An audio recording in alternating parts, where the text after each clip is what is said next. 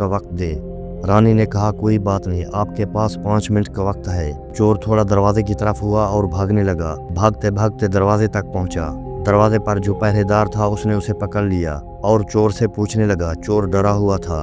उसने पहरेदार को सारी बात बता दी कि मैं एक चोर हूँ और राजमहल में चोरी करने आया हूँ। लेकिन रानी ने उसे पकड़ लिया और छोड़ने के बदले एक शर्त रखी थी कि वो उसके साथ एक रात गुजारे, इसलिए मैं वहां से भाग आया। चोर ने कहा, मुझे जाने दे। पहरेदार ने कहा, मैं तुम्हें नहीं जाने दूंगा। जैसा आपको रानी ने कहा है आपको वैसा करना होगा।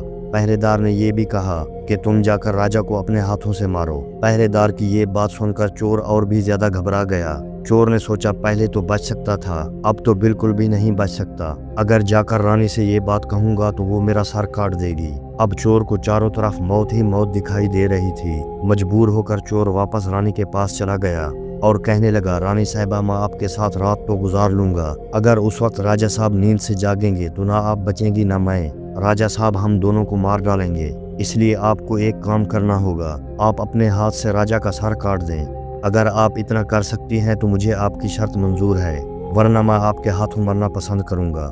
रानी ने सोचकर जवाब दिया, कोई बात नहीं, मैं अभी राजा साहब को मौत के घाट उतार देती हूँ। रानी ने दोनों हाथों से तलवार पकड़ी और सोए हुए राजा का सर काट दिया। ऐसा करने के बाद रानी बेहोश होकर गिर पड़ी और उस वक्त चोर वहां से भाग निकला। सुबह राजमहल में शोर मच गया कि कोई राजा साहब को मार गया, मगर राजा साहब को मारने वाले का कोई पता नहीं चल पा रहा था। रानी भी जोर जोर से रो रही थी, मगर एक पहरेदार के अलावा और कोई नहीं जानता था कि राजा को रानी ने मारा है या चोर ने।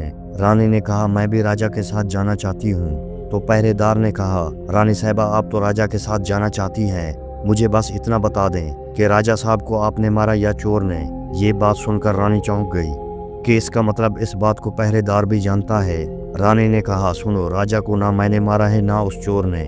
अगर तुम्हें ये बात जाननी है कि राजा को किसने मारा है तो शहर के बाहर एक जंगल है, उसमें चले जाओ। वहाँ पर झोपड़ी में बुढ़िया रहती है, वो तुम्हें इस राज के बारे में जरूर बताएगी। पहरेदार को ये बात जाननी थी। रानी की बताई हुई जगह पर वो पहुंच गया जहाँ पर वो बुढ़िया रहती थी। पहरेदार उस बुढ़िया के पैर पकड़कर बोलने लगा, मैं एक राज जानने के लिए आपके पास आया हूँ। राजा साहब को किसने मारा है मुझे बताइए। बुढ़िया कहने लगी, तुझे ये राज जानना है तो तुझे एक काम करना होगा। मेरी झोंपड़ी के बाहर एक बकरा बंधा हुआ है, तू अपनी तलवार से उसका सर काट दे। सर काटते ही बकरे का धड़ जमीन पर गिर जाएगा और उसका सर हवा में उड़ने लगेगा। तब तुम उस बकरे के सर के कान पकड़कर लटक जाना। बकरे का सर तुम्हें जहाँ पर ले जाए वहाँ पर तुम्हारे सवाल का जवाब मिल जाएगा कि राजा को किसने मारा है। अब पहरेदार ने वैसा ही किया। पहरेदार ने उस बकरे का सर काट दिया। बकरे का सर कटते ही हवा में उड़ने लगा। पहरेदार ने बकरे का सर पकड़ लिया और वहां से उड़ने लगा। बकरे का सर उसे एक भयानक जगह पर ले गया। जैसे ही पहरेदार वहां पर उतरा, उसने सोचा, यहाँ तो कोई भी नहीं है, यहाँ पर कौन मुझे राजा की मौत के बारे में बताएगा। वो जगह एक जिन की थी। एक जिन और उसकी बेटी वहां पर रहते थे। जिन ने सोचा, कुछ खाने के लिए बाहर से ले आऊं। फिर उसके बाद उसकी बेटी गुफा से बाहर आई। बाहर आकर उसने देखा कि एक हट्टा कट्टा नौजवान खड़ा है। जिन की बेटी ने सोचा कि मैंने इसे खा लिया तो मेरे एक वक्त की भूख मिट जाएगी। अगर मैंने इसे जिंदा रखा तो ये नौजवान मेरे बहुत काम आएगा।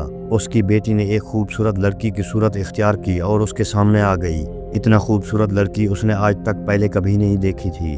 उसने उसे देखते ही उसका दीवाना हो गया। लड़की भी उसे अपनाने के लिए आई थी, इसलिए उसे अपने गुफा में ले आई और उसके साथ खूब मस्ती की। जब उसके बाप के आने का वक्त हुआ तो उसने उसे मक्खी बनाकर दीवार पर चिपका दिया। राक्षस आया और उसने बेटी से पूछा कि मुझे कोई इंसान की बदबू आ रही है, मुझे लगता है कि कोई आदमी हमारे गुफा में आया है। तब बेटी बहाना बनाकर कहने लगी, हमारे होते हुए कौन यहाँ पर आने की जुर्रत कर सकता है। इस तरह उसने अपने बाप को गुमराह कर दिया और रोज रात को उसे आदमी बनाकर उसके साथ मस्तियां करती और दिन में उसे मक्खी बनाकर दीवार में चिपका देती थी।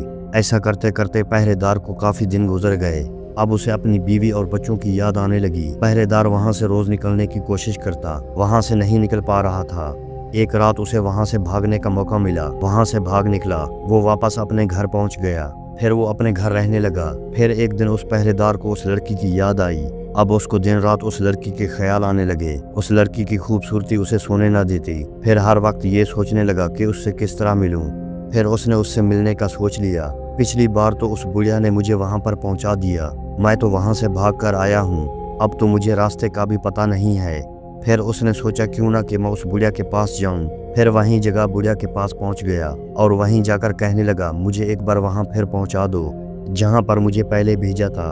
अब वो राजा का राज जानना भूल गया। अब उस लड़की का इश्क उसके सर पर सवार था। बुढ़िया ने कहा, पहले तो मेरे पास एक बकरा था जिसके कान पकड़कर आप वहां पर चले गए थे, अब तो वो भी नहीं है। अब मैं तुम्हें वहां पर कैसे पहुंचाऊं? पहरेदार ने कहा, जैसा करो मुझे वहां तक पहुंचाओ।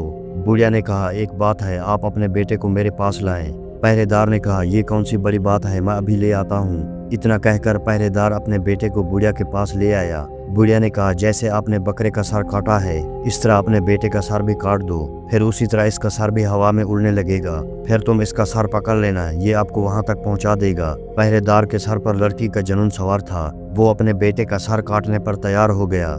जैसे ही उसने तलवार लेकर बेटे का सर काटना चाहा, तब उस बुढ़िया ने उसका हाथ पकड़ लिया और कहने लगी, रुको, यही तुम्हारे सवाल का जवाब है। चाहे कितने ही सगे हो, इन तीनों पर कभी भी भरोसा नहीं करना चाहिए। पहला, राजा को न चोर ने मारा था न रानी ने, राजा को हवस ने मारा था। जिस तरह लड़की के प्यार में अंधा होकर तू अपने बेटे को मारने के लिए तैयार हो गया। दूसरा, माल के लालच में आकर कोई भी किसी को मार सकता है। तीसरा, औरत का इश्क, फिर बाद में आदमी को जिंदगी भर पछताना पड़ता है। उम्मीद करते हैं आपको ये सुनाई गई कहानी अच्छी लगी होगी। अगर आपको वीडियो अच्छी लगी तो मेरी वीडियो को लाइक कर दें और मेरे चैनल को सब्सक्राइब कर दें।